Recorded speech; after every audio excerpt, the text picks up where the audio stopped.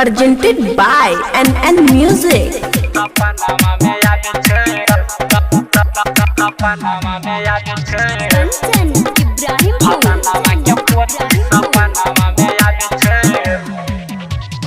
जय मां Katyani recording studio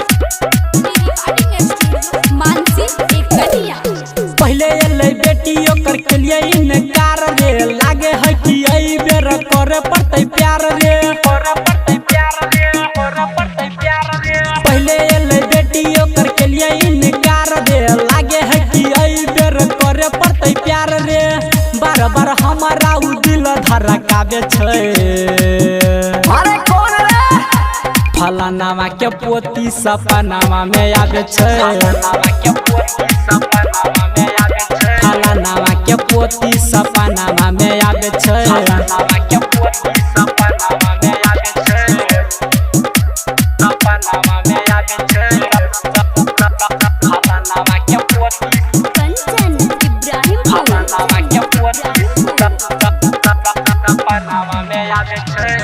चार दिन से देखै छियै ओ करे हम सपना, लागे है कि यही बेरा ओकरा बनबे पड़तै अपना,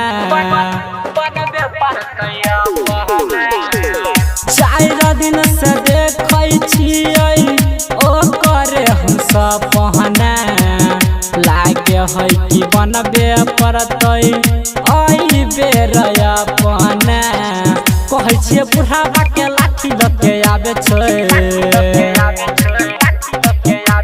फलानावा के पोती सपनावा में आवे छै,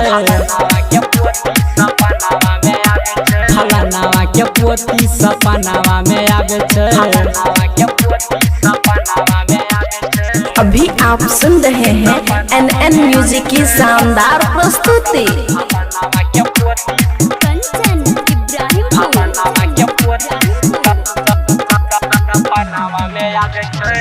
सुन रे संजय भाई देना हमार साथ रे, जाके वही बुढ़ावा के कही करे देते बात रे,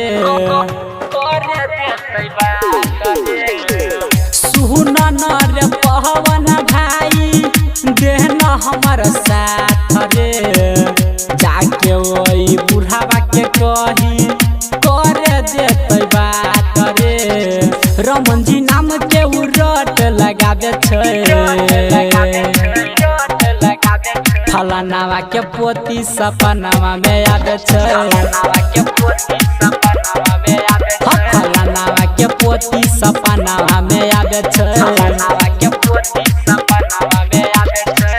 जय मां कत्यानी रिकॉर्डिंग स्टूडियो मानसी एक कन्या।